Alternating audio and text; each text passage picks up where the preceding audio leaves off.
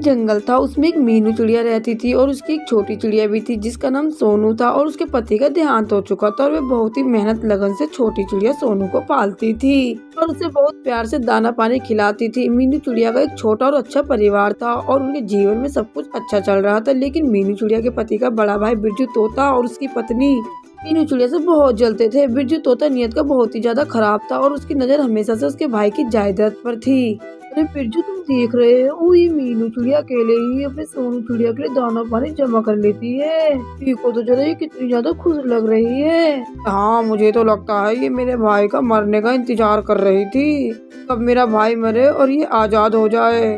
बिरजू, पर तो ये दोनों अब अकेले हैं, इस बात का फायदा उठाना चाहिए। कैसा फायदा? किस फायदे की बात कर रही हो मेरी पत्नी? बोले मत बनो, तुम जानते हो मैं किसकी बात कर रही हूँ। इस दिन का हमें 3 वर्षों से इंतजार था और अब तो तुम इसे इतनी आसानी से हासिल कर सकते हो। समझ गया, तुम मेरे भाई की जायदाद की बात कर रही हो। बहुत चालाक हो मुझे लगता है, अमीर होना चाहती हो।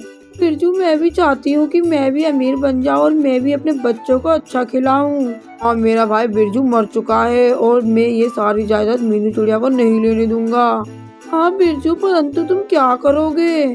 सारी जायदाद तुम्हारी हो जाए। अरे मेरी भोली पत्नी, करना क्या है? जहाँ मेरा भाई है वहीं मीनू चिड़िया को पहुँचा दूंगा। क्या तुम मीनू चिड़िया को मार डालोगे? हाँ, तुम बिल्कुल ठीक समझी मेरी भोली पत्नी। अरे ठीक है, मुझे उससे कोई फर्क नहीं पड़ता, तुम किसी को भी मारो, ये सारी जायदाद मेरे पास आनी जानी चाहिए।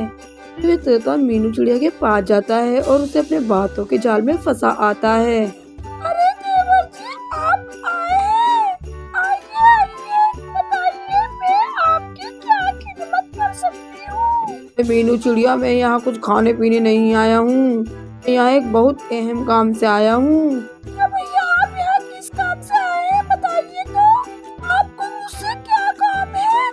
अरे ये काम मैं तुम्हें ऐसे नहीं बता सकता, तुम्हें मेरे साथ चलना होगा, वहाँ जाकर ही तुम्हें वो चीज दिखाऊंगा। परंतु भैया, ऐसी भी क्या चीज है जो आप मुझे दिखाना चाहते हैं? मीनू चिड़िया, तुम चलो तो सही और तुम उसे देखकर खुश हो जाओगी। ऐसा समझ लो, एक तुम्हारे लिए उपहार है। वह मीनू चिड़िया उस दुष्ट तोते की बात में आ जाती है। ठीक है भैया, मैं तैयार हूँ, मुझे जहाँ भी ले जाना चाहते हैं मैं चलती हूँ। तो मैं अपनी सोनी चिड़िया को आपकी पत्नी प्रिया भाभी के पास छोड़ देती हूँ। मीनू चिड़िया अपने छोटे से सोनू चिड़िया को उस प्रिया तोती हाथ छोड़ देती है और खुद तोते के साथ ली जाती है। थोड़ी ही देर में वे तोता मीनू चिड़िया को ऐसी जगह ले आता है बहुत सुनसान होती है। अरे भैया, आप मुझे ये किस जगह पर ले आए? यहाँ पर दूर दूर तक कोई भी पक्षी नजर नहीं आ रहा है। अरे मीनू चिड़िया, तुम सब्र करो, कुछ ही देर में ये सब पता चल जाएगा। बेचारी मीनू चिड़िया उस तोते से घबरा जाती है और डरने लगती है। मीनू चिड़िया, तुम डरो नहीं, ज्यादा कुछ नहीं करूँगा, बस तुम्हें मार डालूंगा। भैया, मैंने ऐसा क्या कर दिया? आप मुझे क्यों मारोगे? अरे कोई भी गलती नहीं है, बस मैं तुम्हारी ये बात मुझे बिल्कुल अच्छी नहीं लगती कि तुम मेरे भाई से इतना दूर हो। मैं तुम्हें उन्हीं के पास भेज दूंगा बिना दया खाए। तो छोटा मीनू चिड़िया को मार डालता है और फिर मीनू चिड़िया की वहीं पर मृत्यु हो जाती है। मीनू चिड़िया को मारने के बाद वे तोता अपने घर पर बैठ जाता है। प्रिया, हो गया हमारा काम, अब देखना हम कितने अमीर हो जाएंगे। क्या हमारा काम हो गया? ये अच्छी बात है, परंतु एक बहुत बड़ी मुसीबत आ गई। सोनू चिड़िया को कौन संभालेगा? प्रिया, ये कोई मुसीबत नहीं है, ये तो हमारे लिए अच्छी बात है। एक मुफ्त का नौकर मिल जाएगा, इससे ही सारे काम कराना, फिर कुछ दिनों में वह तो भाई की सारी जायदाद पर कब्जा कर लेते हैं और वे बहुत ही ज्यादा अमीर हो जाते हैं। और दूसरी तरफ प्रिया तो सोनू चिड़िया पर बहुत ही ज्यादा जुल्म कर रही होती है और वो अपने सारे काम सोनू चिड़िया से ही करा रही होती है। अरे बेटे, तेरे समझ नहीं आ रहा? बाहर जा, हम लोगों के लिए दाना ढूंढ कर ला, तो कब तक ऐसे भूखे बैठे रहेंगे? ठीक है, मैं चाहता हूँ। वे बेचारा सोनू चिड़िया दुष्ट पक्षी के लिए खाना ढूंढने के लिए निकल जाता है और वे एक जगह आकर बैठ जाता है, रो रहा होता है। ये लोग मुझसे कितना काम करवाते हैं और ये लोग मुझे वक्त पर खाना भी नहीं देते। क्या करूं, मुझे तुम्हारी बहुत याद आ रही है माँ। शुक्र है मुझे भोजन मिल गया। अब मैं ये भोजन उठाकर उन लोगों को दे दूंगा, वो लोग मुझे अब नहीं मारेंगे। फिर सोनू चिड़िया वे सारा भोजन उठाकर अपने घर पर ले आता है। रात का समय होता है, फिर वो सारा भोजन खाकर सो रहे होते हैं। तो सोनू चिड़िया को नींद नहीं आ रही होती है, वो अपना शीशा पकड़कर रो रहा होता है। क्या करूँ, ये लोग मुझे बहुत मारते हैं और मैं इतने दिनों से भूखा भी हूँ और अब मुझे नींद भी नहीं आ रही। तभी वहाँ सोनू चिड़िया रो ही रहा होता है। तभी अचानक से शीशे के अंदर उसे मीनू चिड़िया नजर आती है।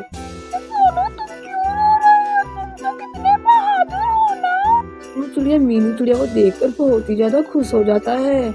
हाँ, ये लोग मेरे साथ बहुत ही बुरा कर रहे हैं, ये लोग मुझे मारते हैं, मुझे भोजन भी नहीं देते और सारा काम मेरे से कराते हैं। सोनू, ये लोग तुम्हारे साथ ऐसा कर रहे हैं? लोगों ने मेरे साथ भी बहुत बुरा किया है। दुष्ट तोते ने मुझे मार डाला, मेरी मृत्यु हो गई, परंतु मैं इन दोनों को नहीं छोड़ूंगी।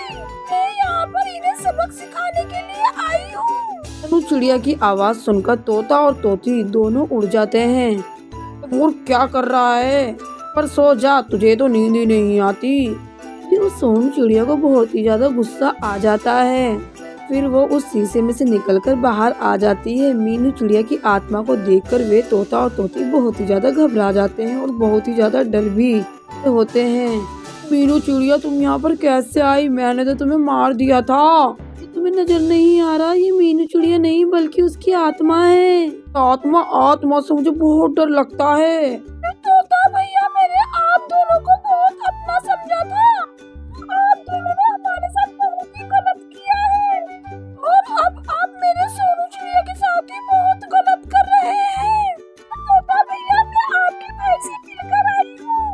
आपके भाई आपको बुला रहे हैं, आप भी मरने के लिए तैयार हो जाइए। मीनू चिड़िया की आत्मा बिना देरी करते हुए उस तोते भैया को मार देती है और इस तरह उस तोते का अंजाम बहुत ही बुरा होता है। देखिए, ऐसी हालत देखकर वे तोती भी बहुत ज्यादा सुधर जाती है और वे सोनू चिड़िया को अपनी बेटी तोती को साथ रख लेती है और तब से वे तोती उन दोनों को बहुत ही ज्यादा ध्यान रखती है। कहानी से हमें ये प्रेरणा मिलती है, किसी के साथ बुरा करने का अंजाम बुरा ही होता है। दोस्तों, आज आपको ये स्टोरी कैसी लगी हमें कमेंट करके जरूर बताइएगा। वाली कहानी कैसी लगी हमें नीचे कमेंट बॉक्स में कमेंट करके जरूर बताएं। साथ ही अगर आपको ये वीडियो पसंद आई है तो इसे लाइक करना, अपने दोस्तों और फैमिली मेंबर के साथ शेयर करना।